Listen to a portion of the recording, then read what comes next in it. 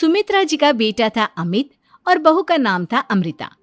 सुमित्रा जी की बहू की बातें सुनकर ऐसा लगता था कि जैसे वो बहुत इंटेलिजेंट है, क्योंकि उससे कभी भी कोई भी सवाल पूछो फट से जवाब दे देती थी।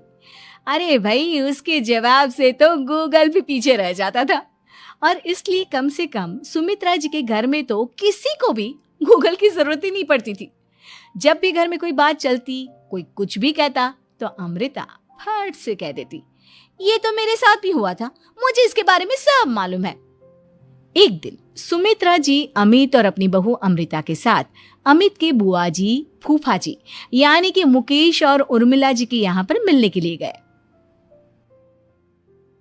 अरे बहुत अच्छा किया अमित बेटा, इतने दिनों के बाद आए हो तुम। हाँ सुमित्रा भाभी, कभी तो आ जाया करिए अपने बच्चों को लेकर। आपकी बहू के आने से तो हमारे घर में भी रौनक आ गई है।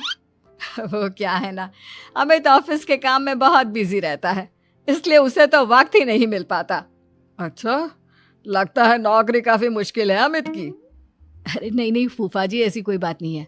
आप तो जानते हैं ना प्राइवेट जॉब में कितना काम होता है। अरे कोई समझे ना समझे, मुझे तो पता है प्राइवेट नौकरी में इतना काम करना पड़ता है कि इंसान की आफत आ जाती है।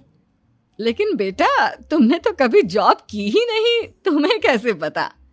अरे जॉब नहीं की तो क्या हुआ मम्मी जी, सब जानती हूँ मैं। सबसे पहले ऑफिस में जाओ, वहां पर अपनी एंट्री डालो, उसके बाद दिन भर सिस्टम पर बैठकर काम करो। चारों तरफ कैमरे लगे होते हैं, आप अपनी नजर इधर की उधर नहीं कर सकते। उसके बाद दिन भर बॉस की चिक चिक सुनो, वो अलग से। यही सब होता है, मुझे ना सब पता है। अरे बहू रानी तो काफी इंटेलिजेंट है, हर बात की खबर है इसको। थोड़ी देर बाद, अब देखिए सुमित्रा भाभी, इतने दिनों के बाद आई हैं आप, खाना खाकर ही जाना, ऐसे तो मैं आपको जाने नहीं दूंगी। वैसे बुआ जी, खाने में क्या बनाया है? वो क्या है ना बेटा, आज तुम्हारी बुआ जी की तबीयत थोड़ी ठीक नहीं थी, इसलिए हमने सोचा कि जब तुम लोग यहाँ आ जाओगे तो बाहर से खाना मंगवा लेंगे और साथ में बैठकर खाएंगे। लेकिन बस प्रॉब्लम इतनी सी है कि मुझे बाहर से खाना ऑर्डर करना नहीं आता। सोचा जब अमित आएगा तो उसी को बोल दूंगी। अरे मुझे आता है ना, मैं कर देती हूँ ऑर्डर। बताइए क्या क्या मंगाना है आपको? इटालियन, कॉन्टिनेंटल, इंडियन, पंजाबी, सब पता है मुझे। क्या बात है बहू, क्या घर में भी खाना रोज बाहर से ऑर्डर करती हो? अरे नहीं नहीं नहीं बुआ जी, ऐसी कोई बात नहीं है, बस मुझे ना सब पता है। कोई बात नहीं अमृता, मैं अपने फोन से ऑर्डर कर देता हूँ। अरे क्या बात है, आजकल ऑनलाइन डिलीवरी पर कोई ऑफर नहीं चल रहा है, वरना काफी पैसे बच जाते। कैसी बात करते हैं अमित, मैं कह रही हूँ ना मुझे सब पता है। मुझे एक बहुत अच्छा ऑनलाइन डिलीवरी वाला मालूम है, जहाँ पर 50% ऑफ मिल जाएगा। और आज तो वैसे भी फ्राइडे है ना, फ्राइडे को तो उस पर 50-70% ऑफर मिलता ही मिलता है। अरे क्या बात है, इसके बारे में तो मुझे पता ही नहीं था। अरे बेटा, जिस चीज के बारे में किसी को पता नहीं होता, हमारी बहू को पता होता है। एक काम कर, तू उसी को ऑर्डर करने दे। क्या बात है अमृता बेटा, तुम तो बहुत इंटेलिजेंट हो, सब कुछ जानती हो। कुछ दिनों के बाद सुमित्रा जी की कुछ सहेलियां उनसे मिलने के लिए आती हैं।